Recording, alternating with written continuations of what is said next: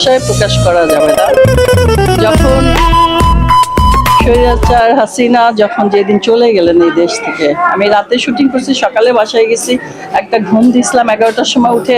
তারপর যখন নিউজটা দেখছিলাম, একটা লাভ দিয়েছিলাম খুশিতে যে গেছে দেশ থেকে, বিতাড়িত হয়েছে। আর যখন আমাদের তারেক জিয়া আসলেন, আমরা তো সেই দল করি, আমি তো সেই দলই করি। আমি ধানের শীষের দল করি, আমি তারেক জিয়ার দল করি, আমি জিয়াউর রহমানের দল করি, আমি বেগম খালেদা জিয়ার দল করি। তো আমার তো মার্কা মারাই আছে। 17 বছর আমার ছেলের উপর কেস হয়েছে, আমার উপরে হয়েছে, আমরা বাসায় থাকতে পারিনি, আমার বাড়িটা ফাঁড়ি করতে চেয়েছিল। তো এটা তখন বলতে পারিনি। অনেকে বলে যে কই এই, তখন বললে তো আমার ছবিও ছিল না, কাজও ছিল না, নাটকও করতাম না। অনেকে যারা অন্য মাইন্ডের, এটা কিন্তু কাজের উপরে প্রভাব ফেলে, যে ও বিএনপি করে, ও আওয়ামী লীগ করে, ও জামাত করে, এই করে সেই করে। তো যাই হোক, তারেক জিয়া আসছে, এটা তো অবশ্যই ভালো খবর। আর আমরা অনেক খুশি হয়েছি, এটা ভাষায় প্রকাশ করার মতো না। বীরের মতো আসছে, বীরের মতো। তো এখন ছবিতে করছি না, নাটকে করছি। নিজেই চ্যানেল খুলে ফেলছি, কি করব, কাজ তো করে যেতে হবে। ঘরে তো আর বসে থাকতে পারবো না। ঘরে বসে থাকলে তো আরো, ওই যে বললেন বয়স হয়েছে, তাহলে তো অসুস্থ হয়ে যাব আরো। যদিও এখন একটু পায়ের ব্যথা শুরু হয়েছে, এটা হবেই, এটা আমার কেন, বয়স হলেই হবে, এই আর কি। তো সেই বয়সের তুলনায় যে কাজ করে যাচ্ছি, এটা আল্লাহর কাছে হাজার শুকরিয়া, আলহামদুলিল্লাহ। কাজ করলে মানুষ সুস্থ থাকে। আমার ইউটিউব চ্যানেল আছে, রিনা খান মিডিয়া। তো এটা 1 বছর হয়নি, নাটক ছাড়ছি, তো চলছে। কারণ যদি কেউ বাইরের কেউ নাও নেয়, মনের শখটা যাতে মেটাতে পারি আমার চ্যানেলে কাজ করে। হ্যাঁ, সিনেমা তো সেরকম হচ্ছে না। আমি যেমন 800-র উপরে ছবি করেছি, সিনেমা সেভাবে হচ্ছে না, হলগুলো নেই।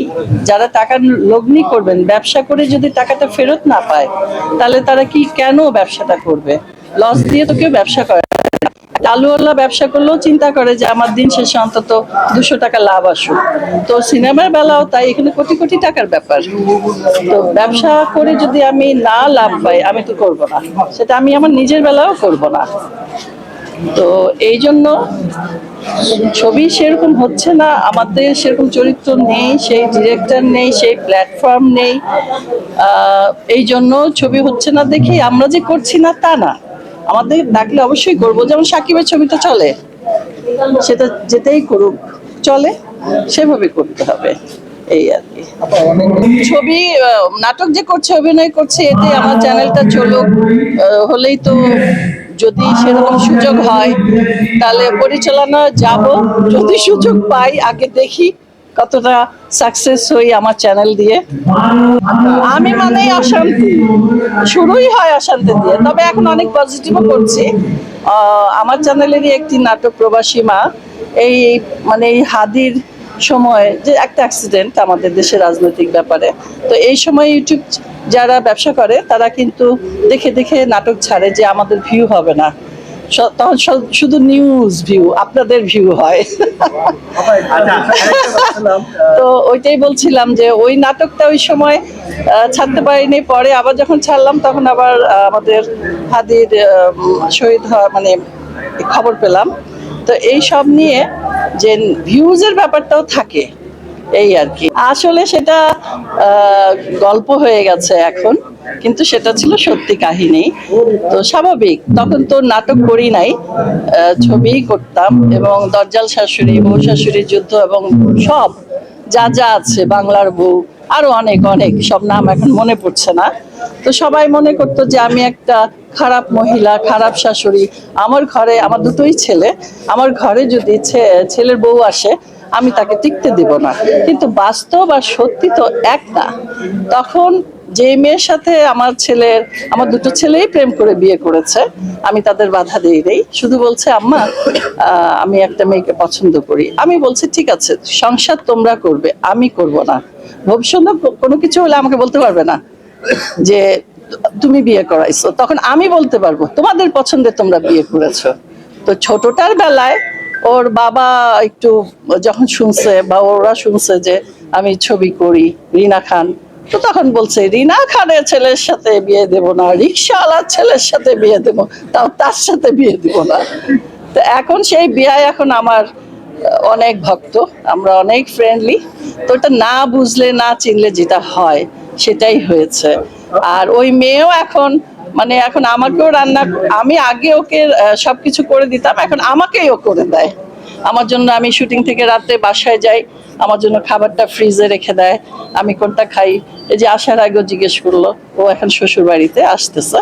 তো এই জন্য প্রথমে দেখে তো মনেই করবে আমি সেরকম, তারপরে যখন এসে দেখলো যে না, আসলে বাস্তব আর অভিনয় দুই জগৎ। আমি বাস্তবে একরকম, ছবিতে একরকম। দেখে দেখে দেখে ওরা দেখে, নাটকগুলো দেখে, ছবিও দেখে, ওরা দেখে। দেখার পর কি মন্তব্য করে? এখন আর কোনো মন্তব্য নাই, যা ছিল আগেই ছিল। মানে কোনো মন্তব্য করে কিনা দেখার পরে? না না, এখন আর ভয় টয় না, সময় পার হয়ে গেছে না। পুরনো চাল ভাতে বাড়ে কথাই তো আছে। তারপর পুরনো ডিরেক্টর সেরকম ছবি কি আর এখন হয়? যেমন সুজন সখী, তারপরে আরো নাম এখন আমার মনে পড়ছে না, এরকম বহু ছবি আছে। তারা যেটা করে গেছে এখনকার সময়ে তো তারা এটা করতে পারছে না। সেই গল্পও নেই, সেই আর্টিস্টও নেই। জসিম ভাই নেই, শাবানা আপা নেই, আলমগীর ভাই থেকেও নেই, করছে না কাজ বা সেরকম হচ্ছে না। এই সব মিলিয়ে একটা ভালো জিনিস পেতে হলে একটা ভালো প্ল্যাটফর্ম দরকার, একটা ভালো আর্টিস্ট দরকার, ভালো ডিরেক্টর দরকার, ভালো প্রডিউসার দরকার। সব কিছু ভালো নিয়েই একটা ভালো তৈরি হয়। এই জন্যই বলা হয় সোনালী যুগ। সেই সোনালী যুগ আর ফিরবে না। সবই মিস করি। এই ফ্লোরেই কত গল্প আছে। একদিন একটা কাজ করতে আসতাম, ছবিটার নাম আমার মনে নাই। তো শাবানা আপা ছিলেন, তো ওনার একটা অ্যাক্সিডেন্ট হয়েছিল, মানে অ্যাক্সিডেন্ট বলতে বোধহয় অপারেশন পিত্তথলিতে বা এরকম একটা কিছু, অ্যাপেন্ডিসাইড। ওইটা নিয়ে একটা নিউজ হলো যে শাবানা আপার পেটে ছুরি মারছে দুলাভাই। হ্যাঁ, দুলাভাই তো সেরকম না, সাদিক ভাই আসতো প্রত্যেকদিন আপাকে নিয়ে যেতেন। তো আমরা তো অবাক, এবং আমরা বিশ্বাসও করি নাই। পরে এসে দেখি না, আপা এই যে পাশে মেকআপ রুমটায় আমরা আসছি, বলছে আপা কি হয়েছে, দেখি উনি শুটিং এ দিব্যি করে। আর কইস না, এই মানুষের কথা এগুলা বিশ্বাস করবি না। তো এরকম বহু রকম কথা, মানে এখন মনে পড়ছে না। হঠাৎ তো এত মানুষের সামনে আমিও ভিমরাই গেছি। যেমন একবার গাড়িতে করে আমরা সিলেট গেলাম। আমার ছোট এই যে এই এন্তুর বউ যেটা বলছে, আমার নাতি আছে ওয়াসি, এই 4 বছর হলো। তো ওকে নিয়ে যেতাম, তখন ছোট ছিল, বুকে দুধ খেত, 1 বছরও হয়নি। নিয়ে গেলাম সিলেটে, জসিম ভাই ছিলেন সেই ছবিতে, চম্পা আপা ছিলেন। আসার সময় দেখি এত ঠান্ডা শ্রীমঙ্গলে। তখন আমি চম্পা আপার গাড়িতে করে আমার ছোট বাচ্চাকে পাঠিয়ে দিলাম, আর হলো ওই জসিম ভাই ছিল আর চম্পা আপা ছিল। তখন ওই চম্পা আপা, আমি যে বাসায় পাঠাবো মানে আমার বোনকে আর বাচ্চাকে, ওই সময় তো আর অত টাকা পয়সা নেই, ঘুরি না অত নাই। তখন চম্পা আপা আমার বোনের হাতে টাকা দিয়ে বললেন, যাও, নেমে তো রিক্সায় যেতে হবে, দলিপাড়া আমাদের বাসা, বা রাস্তায় কোনো লাগতে পারে।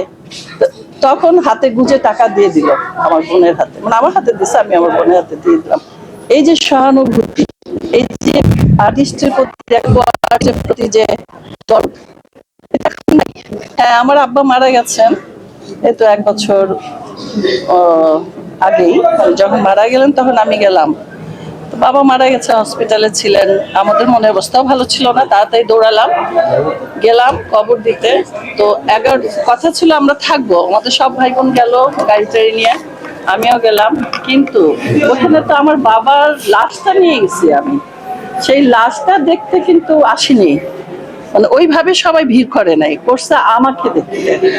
তো তখন দর্শক বোঝে না একটা শিল্পীর মনের অবস্থা। তখন বলে একটা সেলফি তুলবো, তা আমরা তো তখন সেলফি তোলার মুডে নাই। তখন বললাম যে পরিবেশটা দেখছেন, আমার বাবা মারা গেছে, এখানে আমরা কবর দিতে আসছি। আব্বাকে 9টার সময় কবর দিয়ে 10টার সময় ভাইয়া খাবারের আয়োজন করছে, আমি 11টার সময় চলে আসতে বাধ্য হয়েছি ওই ভিড়ের কারণে, তা নাহলে থাকতাম বাড়িতে। তো এটা খ্যাতির বিড়ম্বনা, এটা আমাদেরকে পোহাইতে হয়, কিছু করার নেই। ইলেকশন হোক, দেশটা সুন্দরভাবে চলুক, আমরা সুন্দরভাবে কাজ করি, সবাই ভালো থাকুক, সবাই সুস্থ থাকুক।